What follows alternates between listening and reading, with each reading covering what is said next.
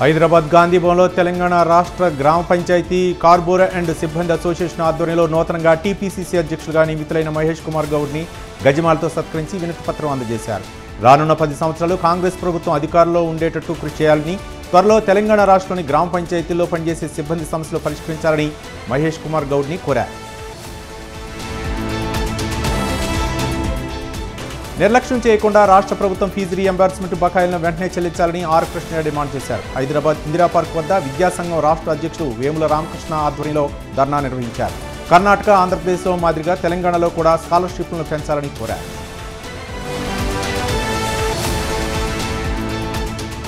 October 7న సింగరేణిలో పనిచేస్తున్న కార్మికులకు లాభాల వాటాను యాజమాన్యం చెల్లించనుందని AITUC central secretary Akbar Ali అన్నారు.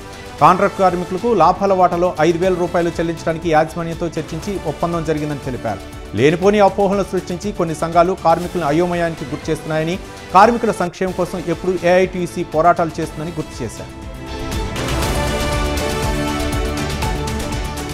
సనత్ నగర్లో వాహనాలు తనిఖీ చేస్తుండగా 3 వ్యక్తులు అనుమానాస్పదంగా కనిపించారని డీసీపీ సురేష్ కుమార్ తెలిపారు. 3 వ్యక్తులను విచారించగా వారు నడుపుతున్న బైక్తో పాటు మరో 9 ద్విచక్ర వాహనాలను దొంగిలించినట్లు ఒప్పుకున్నారు. 9 ద్విచక్ర వాహనాలు స్వాధీనం చేసుకున్నామన్నారు. నిందితులపైన వివిధ పోలీస్ స్టేషన్లో కేసులు ఉన్నాయని డీసీపీ తెలిపారు. దేవరకద్ర మాజీ ఎమ్మెల్యే ఆళ్ల వెంకటేశ్వర్లు జన్మదిన వేడుకలను ఉస్మానియా యూనివర్సిటీలోని బీఆర్ఎస్వి విద్యార్థి నాయకులు కిరణ్ ఆధ్వర్యంలో ఘనంగా నిర్వహించారు. ఓయూ ఆర్ట్స్ కాలేజీలో బీఆర్ఎస్వి విద్యార్థి సంఘం నాయకులు కేక్ కట్ చేసి సంబరాలు జరుపుకున్నారు. తెలంగాణ ఉద్యమంలో ఆళ్ల వెంకటేశ్వర్లు కీలక పాత్ర పోషించారని విద్యార్థి సంఘం నాయకులు తెలిపారు. దేవరకద్ర నియోజకవర్గ అభివృద్ధికై విశేషంగా కృషి చేశారని కొనియాడారు.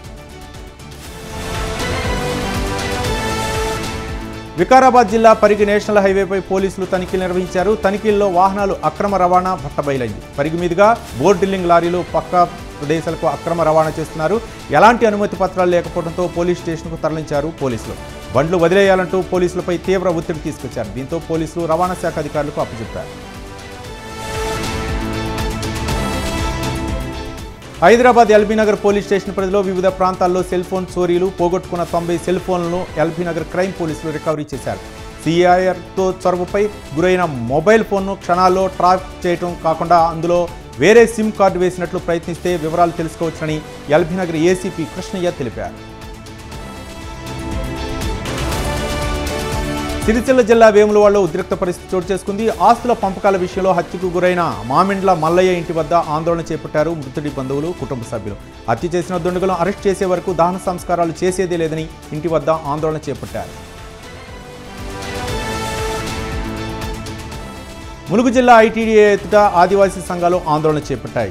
ఏజెన్సీలోని 5వ షెడ్యూల్ పరిధిలో చట్టాలు, తమ వర్గం ఉద్యోగులకు దాడులను ఖండిస్తూ వారు ధర్నా నిర్వహించారు. చట్టాల పరిరక్షణ, ఉద్యోగాల భర్తీపై సీతకు ఇచ్చిన హామీలను వెంటనే నెరవేర్చాలని డిమాండ్ చేశారు. లేదంటే ఉద్యమాలను మరింత ఉధృతం చేస్తామని హెచ్చరించారు. పిడుగుపాటుతో తల్లిదండ్రులను కోల్పోయిన జగదీష్ నాయక్ను శ్రీ సత్యసాయి జిల్లా బీజేపీ అధ్యక్షులు జీఎం శేఖర్ పరామర్శించారు. కుటుంబ సభ్యులకు ప్రగాఢ సానుభూతి తెలిపారు.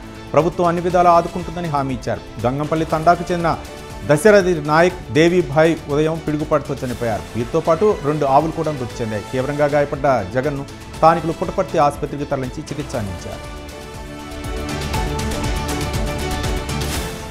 నల్లగొండ జిల్లా చింతపల్లి మండలం కేంద్రంలో ఏసీబీ అధికారులు దాడులు నిర్వహించారు. పశు వైద్యాధికారిగా విధులు నిర్వహిస్తున్న జేజే పాల్ 6,000 రూపాయల లంచం తీసుకుంటుండగా రెడ్ హ్యాండెడ్గా పట్టుకున్నారు. గేదెల బ్యాంక్ లోన్ కోసం హెల్త్ సర్టిఫికెట్ ఇవ్వడానికి సరసపల్లి గ్రామానికి చెందిన ఓ రైతును సదరు అధికారి 8,000 రూపాయలు డిమాండ్ చేశారు. దీంతో 6,000 రూపాయలు ఒప్పందం కుదిరింది.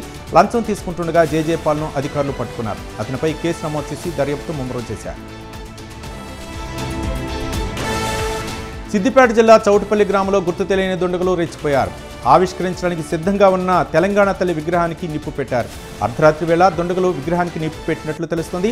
ఉదయం దీనిపై స్థానికులు పోలీసులకు సమాచారం అందించారు. ఘటనా స్థలానికి చేరుకున్న పోలీసులు గ్రామ పంచాయతీ సిబ్బందితో విగ్రహాన్ని శుభ్రం చేయించారు. కేసు నమోదు చేసుకుని నిందితుల కోసం గాలింపును ముమ్మరం చేశారు పోలీసులు.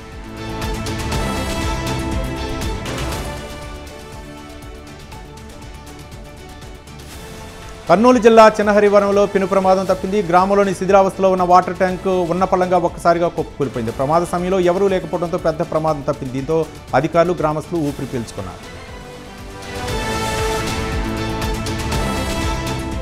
జనగాం జిల్లా వినుకొండ హైవేపై రోడ్డు ప్రమాదం చోటు చేసుకుంది. బెంగళూరు టు హైదరాబాద్ వెళ్తున్న వోల్వో బస్సు టైరు పేలి బోల్తా పడింది. ఈ ఘటనలో పలువురికి గాయాలు కావడంతో పోలీసులు స్థానిక ఆసుపత్రికి తరలించారు. ప్రమాద సమయంలో బస్సులో 25 నుంచి 35 మంది ప్రయాణికులు ఉన్నట్లు సమాచారం. బస్సులో ఇరుక్కుపోయిన ఓ ప్రయాణికుని జేసీబీల సహాయంతో బయటకు తీసే ప్రయత్నం చేశారు. ఘటనపై కేసు నమోదు చేసుకున్న పోలీసులు దర్యాప్తు ముమ్మరం చేశారు.